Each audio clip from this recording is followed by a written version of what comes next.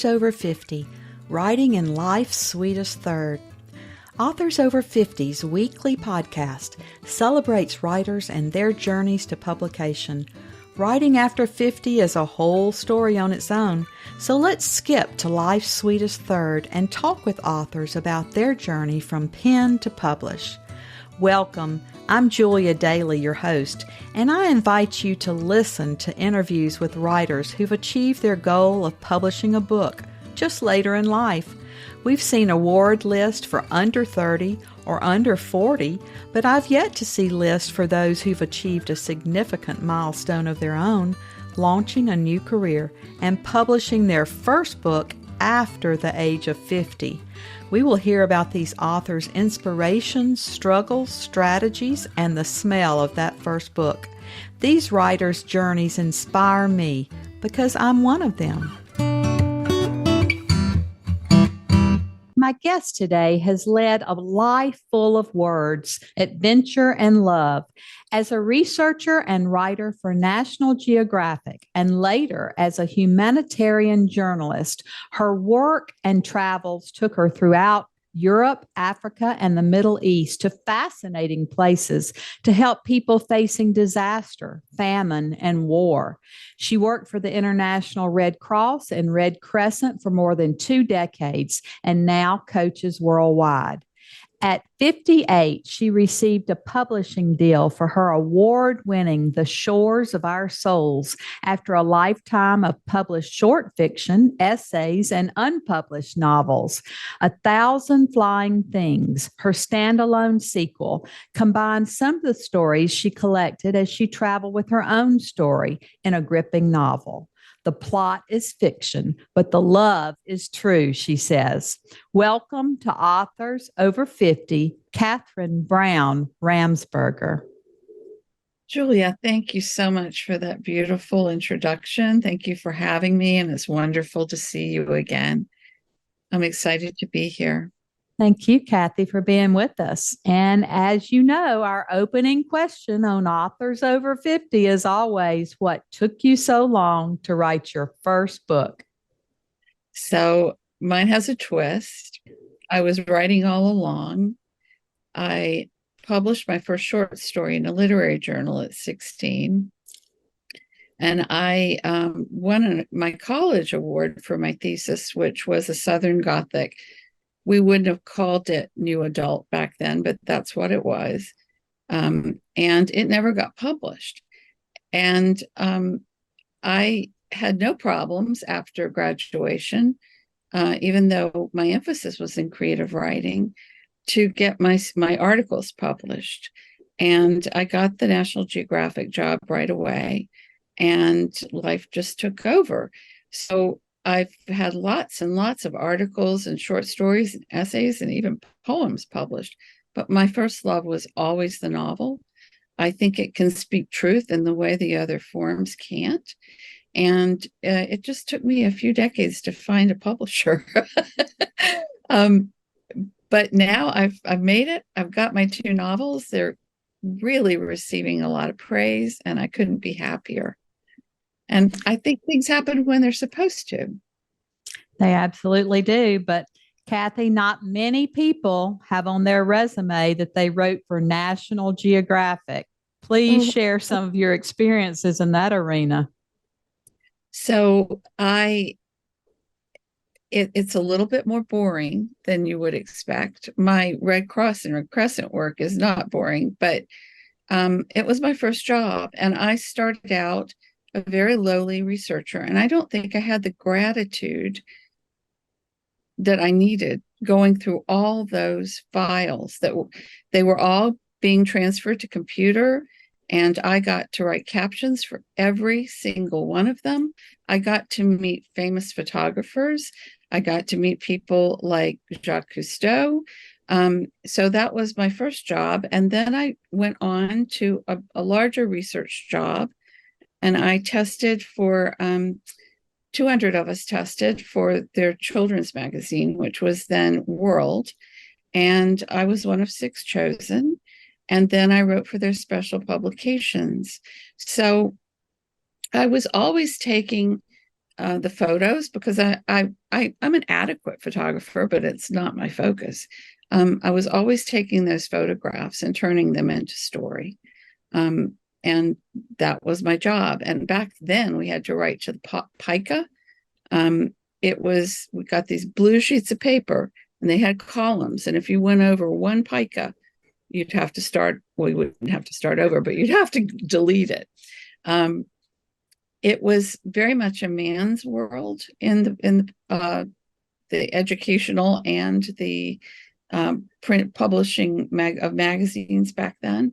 There was only one female photographer. Her name is Jody Cobb, who was on staff. And all of us women just absolutely revered her, kind of stood back and watched her from afar.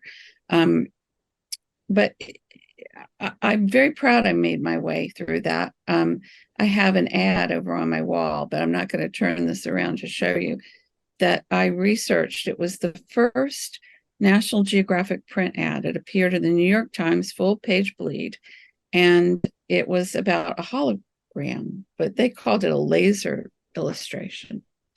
And the researcher got ill, and I became the understudy, and I put the final touches on that ad.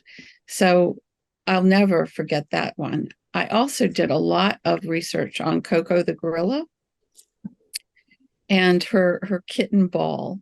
And that was another wonderful experience. But I've written about pet motels, and I've written about the state of Colorado.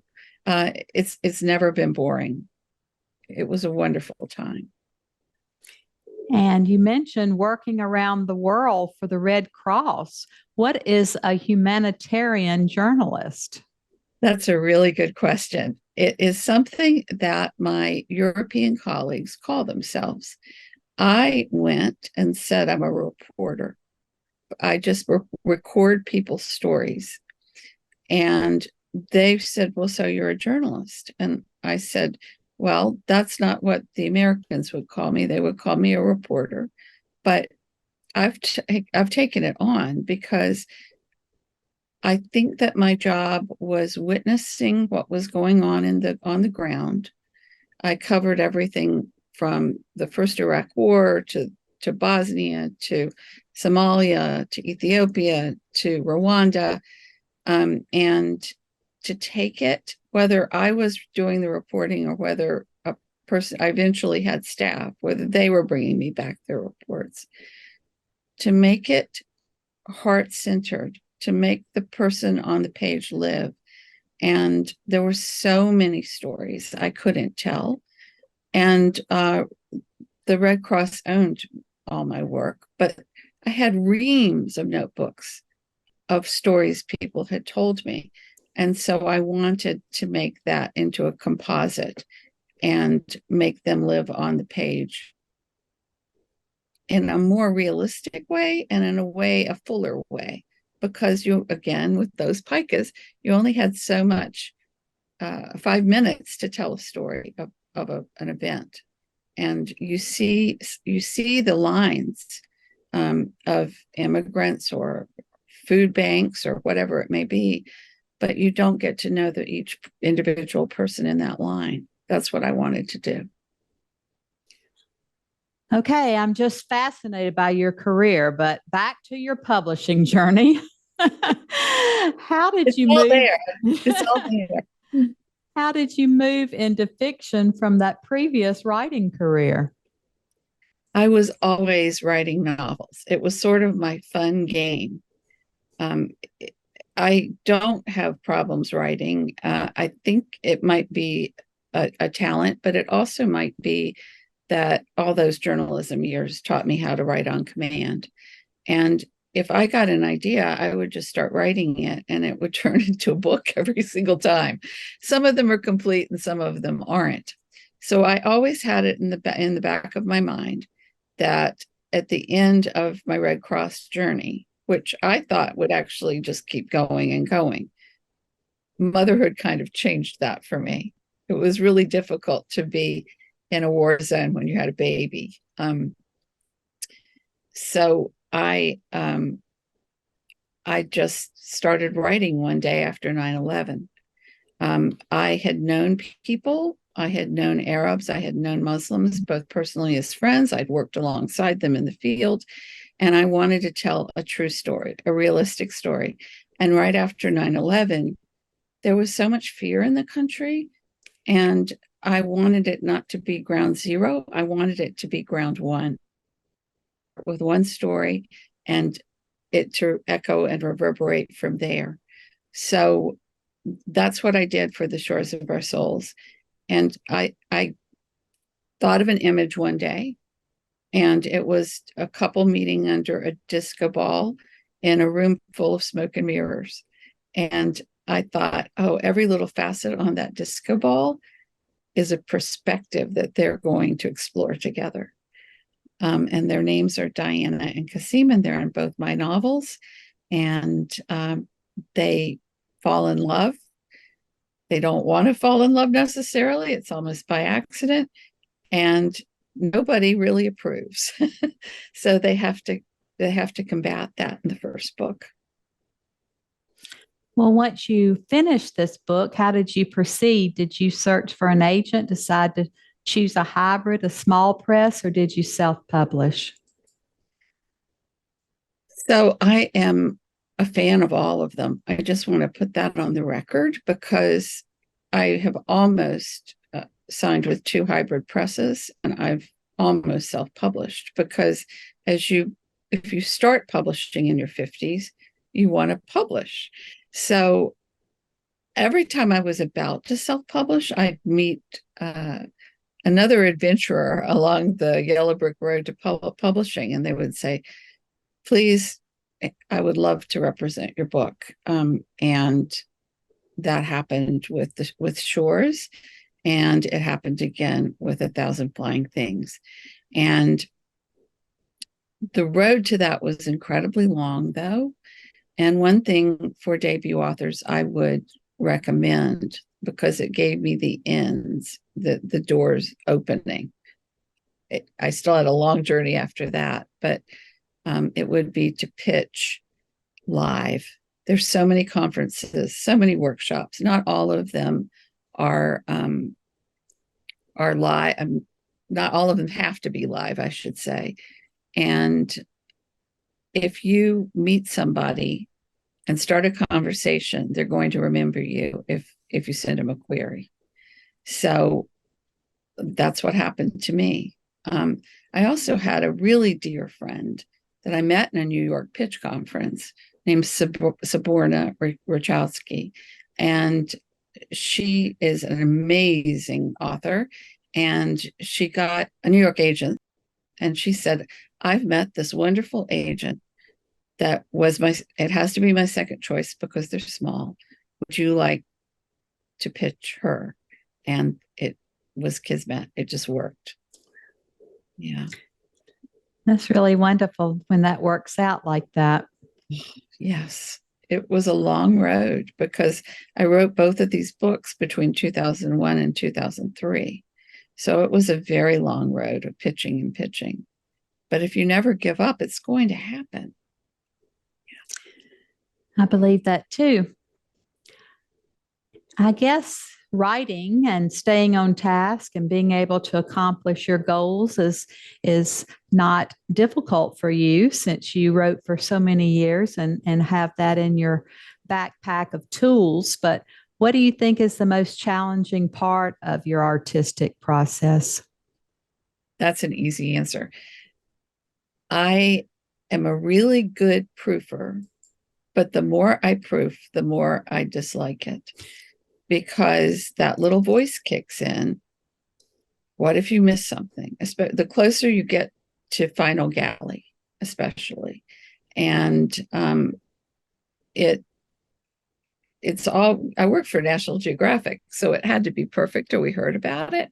So I think the perfectionistic part of it is the part that I would really rather not do. My favorite part is just going into that dreamland and watching my characters act.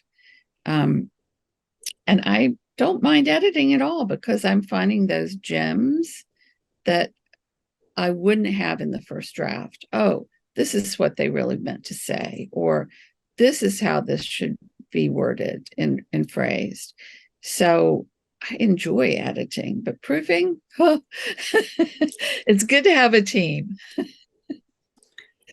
Did writing your first book change your process of writing for the second? It did to a certain degree, because I was actually getting feedback from real readers.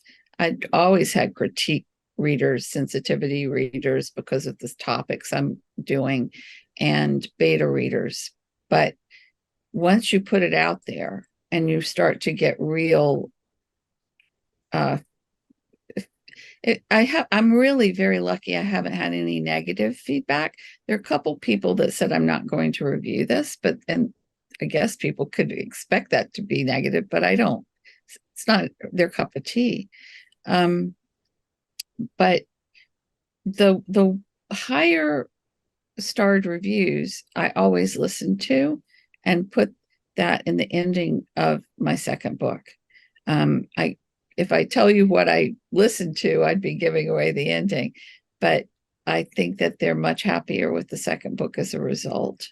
And it's ready to fly. I didn't change much of the rest of the book.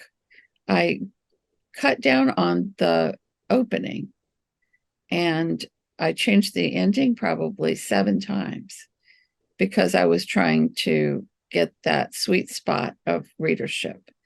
So those are the 2 things I've changed. The meat of the story has always stayed pretty constant. Well, I think I always know the beginning and the end of my ideas for these novels, but it's that mushy middle that I have to figure out, and it does change quite a bit along the way.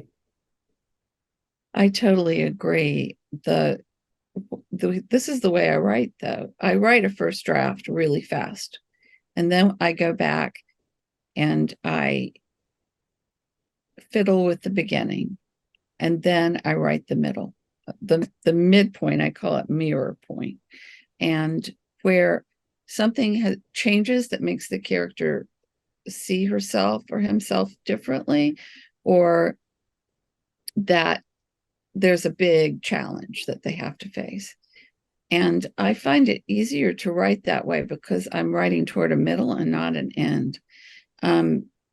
It doesn't necessarily work for everybody, but that's my little secret. I think that it makes the writing the big scenes easier when I go back for that second draft.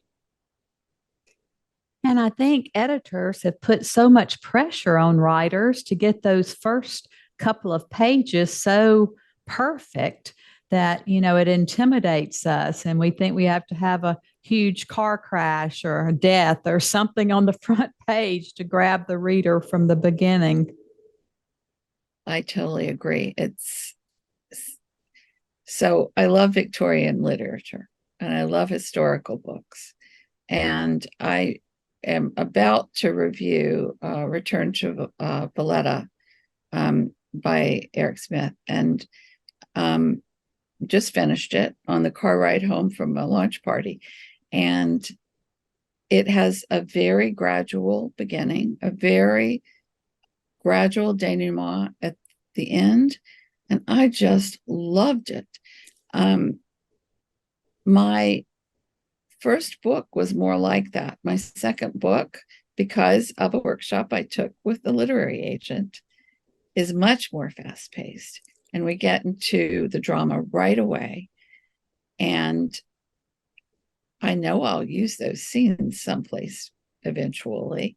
But I think some readerships, not all, there's still the people that just want to fly through a book, are being let down a little bit by not having that time with a book. Because remember when you used to read those thick tomes and you would just lose yourself in the world, and then you would not want it to end. And that's what I miss in today's literature. That is so true. And there are a lot of what we call quiet books that really make you want to linger. My Yes. book club chose a real beach read for us this summer. Perhaps you've heard of it, War and Peace. Yay! Your book club. Right Woo! up my alley. Right up my alley. Oh That's my what goodness. I write about. It's what I write about. War, peace, and how love can lead war to peace. Much shorter than War and Peace. Yes, Love that book. today's editors would say, we're not putting that in one volume. That's going to be a series of 3 books. Very true. Maybe even 4. It's an amazing book. It is amazing. I did you have great feedback? I mean, have you talked about it in the book club yet? Yes, we've been through the first third. We're dividing it into thirds. Just the audio book is 61 hours. So it's taking a lot of time. Wow. I hadn't even thought about audiobooks.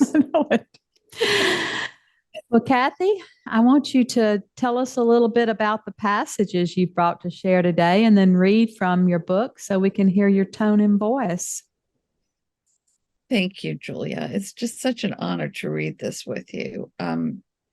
So I concentrate on transformational stories of international interest, and I try to get some multicultural relationships in all my writing, because I write for connection and conversation starters. And my second book, everybody that has read Shores, this is Shores, and this is my new one. I only have 1 copy so far. Will recognize Diana from Shores, the Shores of Our Souls. And she's the same Diana they met there, but she's a decade older and she's matured living in Africa. She's been in Africa for a decade doing humanitarian work. And Africa's transformed her, but she still has her perspectives, and this one's going to change them a little bit more than the first one did. And she's placed in a very tough job of teaching reading in English to displaced boys. Most of them are abandoned. Their parents might have been killed. They face war and famine every day. And though she's ostensibly teaching reading, and it's in South Sudan, it was Southern Sudan, it's the early 90s where it takes place. And she suspects that the abandoned children might be being trained for war. And most of them are not interested in her words at all, because again, it's English and they're speaking tribal languages, or they're speaking Arabic, or they're speaking even Portuguese. And then very early on, she meets a small child. And that's where this passage begins. And it's really where the story begins. After class, the boys play football with an ancient, deflated soccer ball. They use tent poles as goalposts and the younger boys as goalies. She brings her old Polaroid camera out. The boys drop their football and race toward this contraption, a camera from her past, but an object these boys have never seen. The resulting yellow, blurred images create quite a stir in this little camp. The children love to see themselves. They delight in making faces for the camera. They even primp sometimes, hoping she will choose to snap one of them. It is more than a conversation starter. It is a showstopper, marketing her words with their pictures. Yet would words ever mean as much to these boys as they did to Diana? Would they lay down their rifles to turn the pages of the books she provided? Her mind pushes against the languid heat that presses her into the earth, and her lungs try to take in more air. The smell of overused cooking oil, reminiscent of the many meals fried in it, cuts the air like a scythe. She longs for just one ice cube. That is when she sees a young child's hand. The hand waves at her from behind a large nearby rock. Flat on top, nature's idea of a throne. The stone hides the rest of the child's body. The hand itself, though, is a work of art. It is a hand a hyena could tear off with one swift chomp. Tiny, ragged fingernails, dirt caked under hidden fingerprints, flies buzzing this way and that. Yet the wrist is another thing altogether, smooth and shiny and strong. She takes up her Polaroid and begins snapping. The shutter clicks, and the photos whirl out until the film is gone. They fall at her feet, creating a small dust storm. The specks float suspended in the air, then rest one by one on the photos. She wants to wash his hands to see what lies beneath this grime, so she walks around the rock, obscuring the body that owns this miniature man's hand. It's the boy from this morning. Hello? She wonders if he will understand. Hey, he answers. Her eyes go wide. How does he know that word? Most boys know hi or hello, but seldom use it because she greets them in their own language. And this boy looks barely old enough to speak many words at all. I teach myself book, the boy smiles. You help? Do you speak English? Diana fumbles in a mixture of English, Arabic, and Dinka. English. The small boy smiles again, attempting to mimic her sounds. Then he slaps her hand with his, reaches into her pocket, and finds an English tea biscuit and pops it into his mouth. Tank. Diana laughs at the pronunciation, wondering how long it took him to learn the sentence he greeted her with. Her heart is in her ears. She may have found her student. 1,000 Flying Things. Oh, Kathy, that's beautiful. Your descriptions are just lovely. And you had us right there in Africa with that child. Thank you. I feel like I'm there sometimes. Well, we writers like to write. We don't like to promote ourselves, and we find publicity and marketing difficult at times. Have you found anything that's worked for you to promote the book? Well, I think the best way to promote is to give back. And I do the best I can to help authors with their books.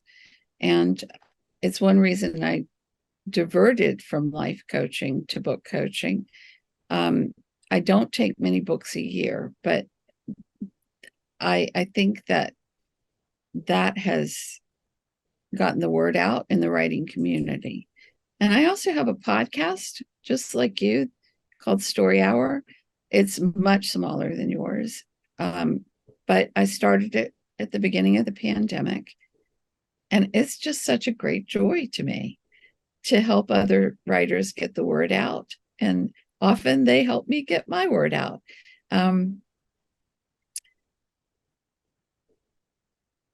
I do all the normal things. Social media, I'm having some good luck with Book Talk right now. And I'm hoping to plan something on BookBub. And the other part is just starting conversations.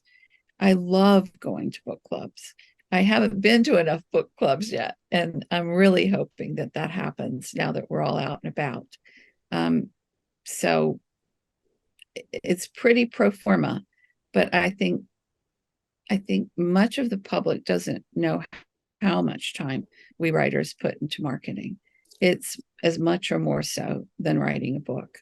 And it gives me a lot of joy, and it takes a lot of hours. So it really does. And I do as well love book clubs, and being there in person is such an honor. But we've discovered this thing called Zoom during the pandemic, and so we can Zoom in all around the country and not actually have to be there, but we can still get our fix from all of those readers who are commenting and discussing our books. So that's been a great find as well.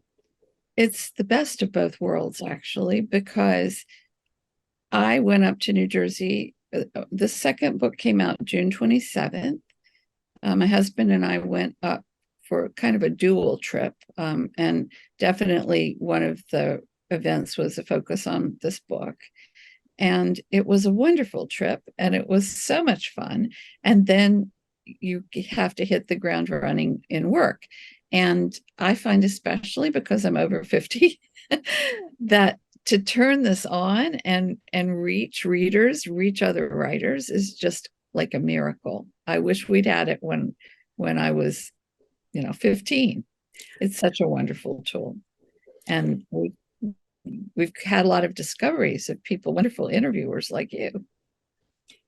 Well, it's just energizing to be with other writers, like on this podcast, or to be with readers. And we've been told that a lot of readers listen to the podcast to hear you authors read from your books and decide what they're going to read next. So I think it works very well for us. It does. It absolutely does. It's such a wonderful two-way street. And I thank you so much for giving me the opportunity. There are a lot of interviews for writers that will want you to talk about themes or experiences or stories that aren't even in the book. And I think a lot of these shows, mine included, don't give the time for the writer to share what they love the most. So thank you for that. What does writing success look like to you personally? It's a dialogue. It's a dialogue. A lot of non-writing readers say, you have so many novels complete. You should just sit back and relax and be proud you finished these books. And I kept saying, it's just not the same unless I can share it with people. It's like an actor performing all by themselves or a musician playing a concert to an empty hall. There's something about the sharing of a gift that makes it real and beautiful for any artist. So, yeah, that's success for me. It's definitely not money. It's definitely not fame. Readers who want to talk about what I write about. So important. Yeah. As always, our last interview question is, our writers over 50 are a unique set. Do you have advice for writers 50 and above? My first advice is to listen to this advice and then do what makes your heart sing. I would say that because the books I've coached, the writers that tend to take the longest finishing a complete draft are the ones that are hitting delete more than advancing forward. So I would say, please, in that first draft, you can always change it later, is to don't delete so much and write forward. And then you can be judgmental if you'd like. That's the main thing I'd like to leave writers with. In terms of marketing, I think there's a lot of need to engage with the literary community. I think there is a lot of isolation for a debut author and a lot of even more isolation when you're wondering if you're going to write that first book. So even if you can't get to conferences, listen to podcasts, join in Facebook groups, find your community and open the dialogue there. There's so many people there that are waiting to help. So that would be my number one promotional tip. Those are wise words today, and we just appreciate your being with us so much. You have such beautiful novels written. You describe things so beautifully, and I can only imagine what a wonderful book coach you are. I imagine you're patient and kind, and yet you direct people very well, and maybe they can catch some of your spark and enthusiasm for the written word. So we just appreciate your being with us, and we are happy to say that you're now one of our authors over 50. Thank you, Julia. It was my pleasure being with you. The time just flew, and I am again so honored that you asked me to be here, and delighted. Thank you. Thank you for joining us today. Please look for Authors Over 50 every Thursday, when we will have conversations with accomplished debut novelists over the age of 50. Please subscribe and share with a friend. And check out my own publication journey after 50 at www.juliadaily, that's D-A-I-L-Y, like dailynewspaper.com. Until next time, keep reading and writing. And remember, it's never too late to fulfill a dream in life's sweetest third.